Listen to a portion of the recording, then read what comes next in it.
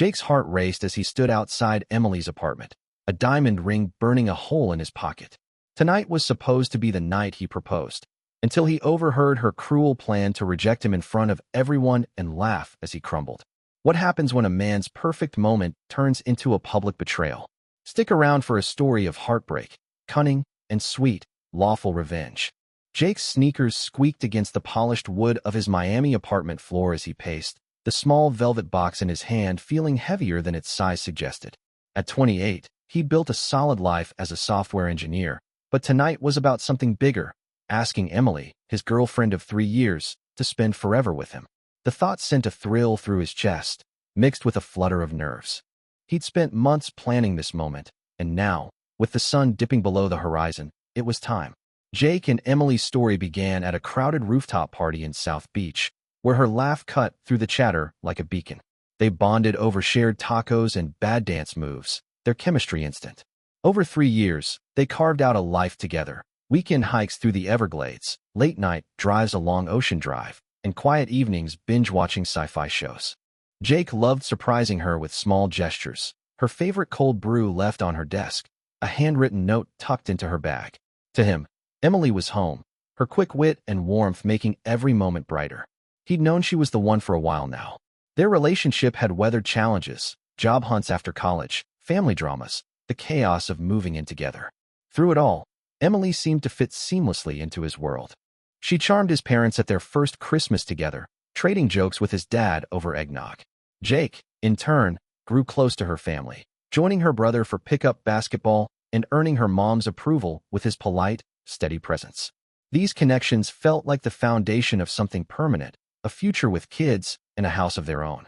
The idea of proposing had taken root 6 months ago, sparked by a quiet moment on a pier at sunset, her hand in his as they watched the waves. Jake wanted the moment to be perfect, a memory they'd retell for years. He threw himself into planning, researching rings until his eyes blurred. He settled on an emerald-cut diamond, elegant and timeless, stretching his budget but worth every penny. Emily's best friend, Sarah, became his ally, guiding him through her preferences. "She loves simple but stunning," Sarah said, pointing to the ring that now sat in the box. Her enthusiasm made Jake feel certain he was on the right path. Sarah also helped craft the proposal itself. She suggested a private room at La Mer, the waterfront Italian restaurant where Jake and Emily had celebrated every anniversary. "It's her happy place," Sarah insisted, offering tips on timing and ambience. Jake booked the spot, coordinating with the restaurant to have both families there, hidden until the moment he popped the question. He imagined Emily's eyes lighting up, her saying yes as their loved ones cheered. The vision kept him awake at night, equal parts excitement and anxiety. Now, as he slipped the ring box into his jacket pocket, Jake checked his phone. 6:15 p.m. Time to head to Emily's apartment. He told her they were just grabbing dinner, keeping the proposal a surprise. His car hummed through Miami's vibrant streets, neon signs reflecting off the windshield. He rehearsed his words, a blend of love and promises, his heart pounding with each turn. He arrived early, parking outside her building, the ocean breeze carrying a hint of salt. The weight of the moment pressed on him, but he smiled, picturing her reaction. As he climbed the stairs to her second-floor apartment, Jake's nerves steadied. This was it, the start of their next chapter. He reached her door, hand raised to knock, when voices stopped him. Emily's laugh, bright and familiar, mixed with Sarah's. He grinned, glad Sarah was there, her support a constant in the planning. But something in their tone, sharp, conspiratorial, made him pause. His name, spoken with a lilt, froze his hand mid-air. He leaned closer, the door muffling but not hiding their words. And then, Emily's voice, clear and cutting. "He's proposing tonight, Sarah. I'm gonna say no and watch him crash and burn in front of everyone." Jake's breath caught, his world tilting. The woman he loved, the one he'd built a life with, was planning to humiliate him. Sarah's giggle followed, not a protest, but an encouragement. The ring in his pocket turned to lead, his dream fracturing with every word. Jake stood rooted outside Emily's apartment door, the echo of her words slicing through him. She planned to reject his proposal and savor his public humiliation. The velvet box in his pocket, once a symbol of hope, now felt like a cruel joke. Sarah's laughter, complicit and sharp, deepened the sting. She'd helped him choose the ring, knowing Emily's intent. His pulse hammered as he processed the betrayal, the Miami evening air thick with the weight of what he'd just overheard. He stepped back, careful not to make a sound, and retreated down the stairs. His mind raced, replaying moments he'd dismissed. Emily's deflections when he'd mentioned marriage, her vague comments about being young and free. He'd chalked it up to her cautious nature, but now those moments glared like warning signs. Had she ever been as committed as he was? The question gnawed at him as he reached his car, sliding into the driver's seat. He needed a plan, not just to protect himself, but to turn this betrayal on its head. Jake's first move was to buy time. He texted Emily, claiming a work emergency had delayed him, promising to meet her at La Mer soon. His fingers trembled as he typed, anger and hurt vying for control. He canceled the private room reservation, calling the restaurant and citing a sudden illness. The manager, sympathetic, agreed to inform the families waiting there, ensuring they'd leave before Emily arrived. Jake wasn't ready to confront her yet. He wanted her to feel the disorientation she'd planned for him. Driving aimlessly along Miami's neon-lit streets, Jake's thoughts churned. He couldn't let Emily's scheme unfold as she'd envisioned, with him on one knee, vulnerable, while she played the room for laughs. He needed a way to expose her without sinking to her level. An idea sparked. He remembered Carlos, a mutual friend and local Instagram influencer with a knack for subtle, viral posts. Carlos had always liked Jake, often joking about his old-school romance. If anyone could help, it was him. Jake pulled over near a quiet beachfront, the distant crash of waves grounding him. He called Carlos, voice steady despite the storm inside. "I need a favor, man. It's big." He explained what he'd overheard, keeping it brief but raw. Emily's plan, Sarah's complicity, the families waiting at the restaurant. Carlos didn't hesitate. "That's cold, Jake. Let's flip this. I can post something vague, stir the pot without naming her. People will connect the dots." They crafted a plan. Carlos would share an Instagram story, a cryptic message about someone toying with a good guy's heart at a fancy dinner. It'd spark curiosity among their circle, reaching Emily's family before she could control the narrative. As Jake hung up, his phone buzzed. Emily, asking where he was. Her tone was casual, almost playful, as if she were setting the stage for her cruel performance. He ignored the message, letting her stew. By now, the families had likely left La Mer, confused but unaware of the full story. Jake drove to a nearby coffee shop, needing space to think. The hum of conversation and clink of cups steadied him as he scrolled through his phone, watching Carlos's story go live. The post was subtle but pointed, already racking up views. Comments poured in, some tagging Emily, others speculating. The trap was set. Jake's next move was riskier. He texted Sarah, not to confront her, but to test her loyalty. "Hey, running late. You at Emily's? Everything's set for tonight." Her reply came fast, all enthusiasm. "Yup, she's ready. It's gonna be epic." The lie fueled Jake's resolve. She was still playing her part in Emily's game. He didn't respond, letting her wonder. Meanwhile, Emily's texts grew impatient, her facade of innocence fraying. "Jake, you okay? We're gonna miss our reservation." He pictured her checking her phone, the first cracks of uncertainty forming. By 7:30, Carlos's post had spread like wildfire. Jake's sister, part of the family waiting at La Mer, texted him. "What's this about someone messing with you? Everyone's talking." Jake replied vaguely, saying he'd explain later. The buzz was working. Emily's plan relied on catching him off guard, but now her own circle was questioning her. Jake leaned back, the coffee shop's glow reflecting his growing clarity. He wouldn't propose tonight, but he'd ensure Emily faced the consequences of her cruelty, all without raising a fist or breaking a law. Jake sat in the dimly lit coffee shop, the buzz of his phone relentless as Emily's messages piled up. Each one grew sharper, her feigned concern morphing into irritation. "Where are you? You're ruining our night." He ignored them, his focus on the plan unfolding. Carlos's Instagram story had ignited a firestorm, its cryptic jab about a heartbreaker at a fancy dinner, spreading through their social circle. Jake knew Emily was walking into a trap of her own making, and he was ready to flip the script. By 8 p.m., the restaurant was emptying out. Jake had ensured the families left earlier, sparing them the awkwardness of witnessing Emily's anticipated performance. He drove toward La Mer, the Miami skyline glittering against the night. His strategy was clear: confront Emily privately, expose her intentions, and let her actions unravel her. He parked a block away, the ocean's rhythm steadying his nerves. The ring box stayed in his pocket, a reminder of the future he'd almost lost to her deceit. Emily was already at the restaurant, alone at a table meant for celebration. Jake had tipped off the staff to delay her, citing a mix-up with the reservation. As he walked in, he spotted her checking her phone, her posture tense. Carlos's post had done its job.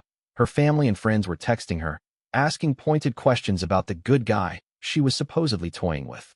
Jake approached, his expression calm but unyielding. "We need to talk," he said, gesturing to a quiet corner near the bar. Emily's eyes widened, caught off guard. "Jake, what's going on? Why didn't you show up earlier?" Her voice carried a practiced innocence, but Jake saw through it. He led her to the corner, away from prying eyes, and wasted no time. "I heard you at your apartment, Emily.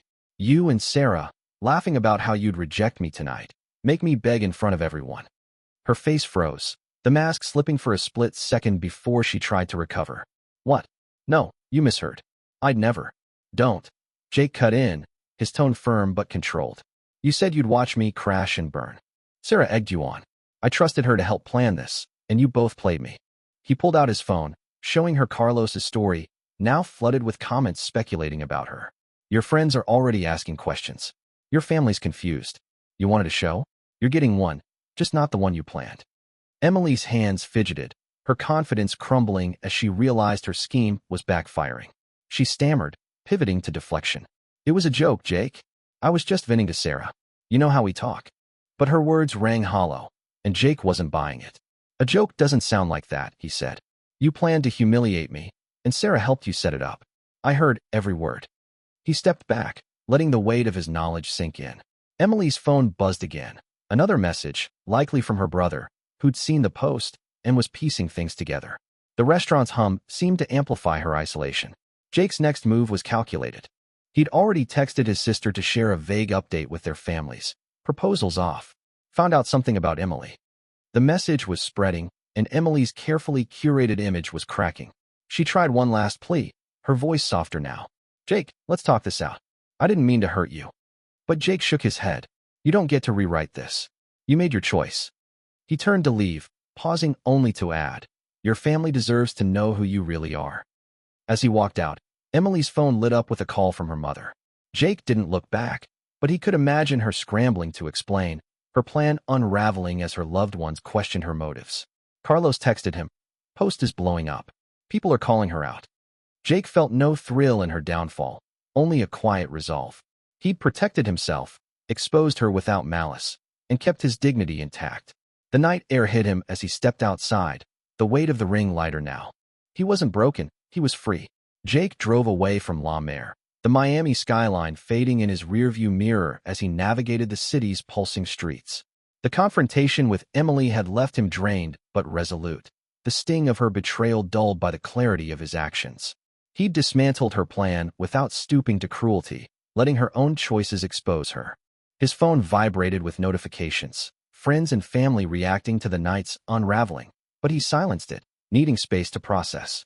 The ring in his pocket, once a beacon of his dreams, now felt like a relic of a life he'd narrowly escaped. Emily, meanwhile, was reeling at the restaurant. Alone at the table, she scrolled through her phone, bombarded by messages from her family and friends. Carlos's Instagram story, with its pointed hint about a heartbreaker, had spread like wildfire, fueling speculation. Her brother texted first. "What's this about you hurting Jake?" Her mother's call, unanswered during Jake's confrontation, was followed by a terse message, "Call me. Now." Emily's carefully crafted image as the charming, loyal girlfriend was fracturing, and she had no one to blame but herself. Back at his apartment, Jake sat on his couch, the city's hum filtering through an open window. He replayed the night, not with anger but with a growing sense of liberation. Emily's plan to humiliate him had backfired, and the truth was now rippling through their shared circles. He opened his phone to a message from his sister. "Mom and Dad are shocked. They heard Emily was planning something mean. You okay?" Jake replied briefly, assuring her he was fine but needed time. The support from his family grounded him, a stark contrast to Emily's duplicity. By morning, the fallout intensified. Emily's attempts to spin the narrative faltered as mutual friends pieced together the story. Carlos, ever the strategist, posted a follow-up story, a photo of a sunset with the caption, "Trust is fragile. Protect the good ones." It was vague enough to avoid direct accusation, but pointed enough to keep the conversation alive. Emily's social media went quiet, her usual flurry of posts absent. Jake learned through a friend that her family had confronted her, demanding answers about her intentions. Her deflections, claiming it was all a misunderstanding, rang hollow against the weight of Jake's account. A week later, a bombshell dropped. A mutual acquaintance, unaware of the full context, let slip to Jake that Emily had been seeing another man, Mark, for nearly a year. She'd been juggling both relationships, weighing her options like a game. The revelation hit Jake hard, not because he still loved her, but because it confirmed the depth of her deception. Mark, a flashy real estate agent, had apparently proposed to Emily just days after Jake's aborted proposal, and she'd accepted. The news spread quickly, further tarnishing her reputation as friends whispered about her double life. Jake didn't dwell on the betrayal. Instead, he channeled his energy into moving forward. He met Carlos for coffee, thanking him for his role in exposing Emily's scheme. "You didn't deserve that, man," Carlos said, clapping him on the shoulder. "You handled it like a boss." Their conversation shifted to Jake's work, sparking an idea for a new app to connect local entrepreneurs. The project gave him purpose, a way to transform pain into progress. He started sketching ideas, the spark of creativity reigniting. Emily's world, meanwhile, continued to crumble. Her engagement to Mark, announced with a flashy Instagram post, drew skeptical comments from those aware of her actions.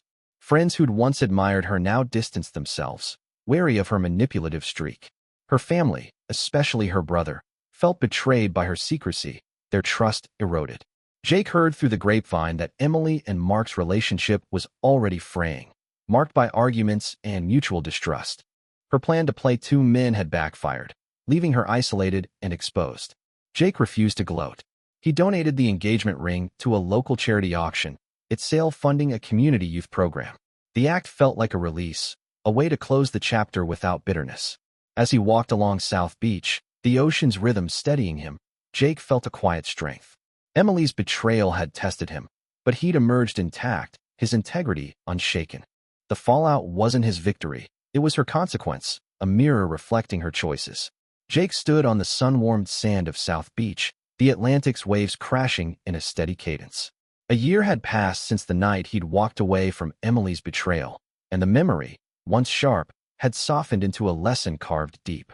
He'd rebuilt his life with purpose, channeling the pain of her deception into something meaningful. The Miami sun burned bright, mirroring the clarity he'd gained. He wasn't the man who'd stood outside her door, heart in hand, only to hear her plot his humiliation. In the months following the fallout, Jake threw himself into his new venture, a tech platform connecting local entrepreneurs.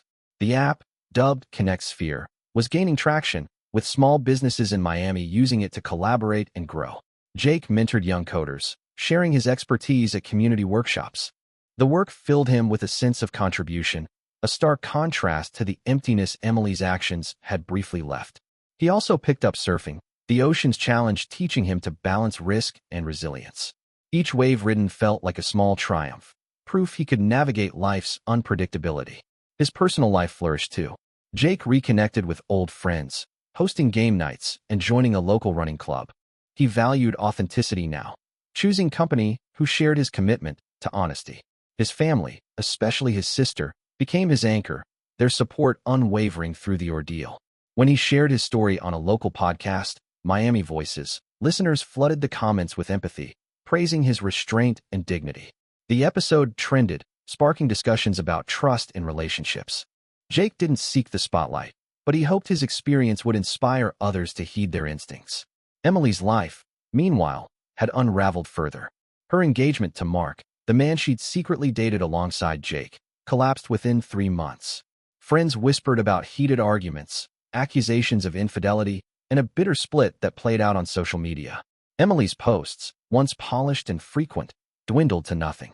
Her brother, once her biggest defender, distanced himself, hurt by her secrecy. Mutual acquaintances told Jake that Emily had moved to a new city, perhaps seeking a fresh start, but her reputation followed her. Her actions, plotting to humiliate Jake while juggling another relationship, had eroded the trust of those closest to her. Jake learned these details not from spite, but through the natural churn of their shared social network. He felt no satisfaction in Emily's struggles, only a quiet acknowledgement that choices have consequences. Her downfall wasn't his doing, it was the inevitable result of her duplicity. He reflected on the signs he'd missed, her reluctance to discuss commitment, her vague deflections about their future. Those moments, once brushed off as quirks, now stood as evidence of her dishonesty. The lesson was clear. Genuine love demands transparency, not games. One evening, Jake attended a charity gala where the engagement ring he'd donated was auctioned. The winning bid, a generous sum, funded scholarships for local teens. As the auctioneer announced the donation's impact, Jake felt a weight lift. The ring, once a symbol of his shattered plans, had become a catalyst for good. He mingled with attendees, sharing laughs and ideas, his confidence restored. A woman named Lena, a graphic designer with a sharp wit, caught his attention. Their conversation flowed effortlessly, rooted in mutual respect. Jake didn't rush to define it, but he sensed the possibility of something real. As he drove home, the city's lights reflecting off his windshield, Jake considered the arc of his journey. Emily's betrayal had been a crucible, revealing not just her character, but his own strength. He'd chosen integrity over vengeance, letting her actions speak louder than any retaliation could. The podcast had amplified his story, but the true victory was personal. He'd emerged whole, surrounded by people who valued him, and driven by a purpose that transcended past pain. Jake parked near his apartment, the ocean's hum faint in the distance. He knew love, when it came again, would be built on trust and vulnerability, not manipulation. Emily's cruelty had freed him from a future of lies, and for that, he was grateful. The stars above Miami twinkled, a reminder that even the darkest moments could lead to brighter days.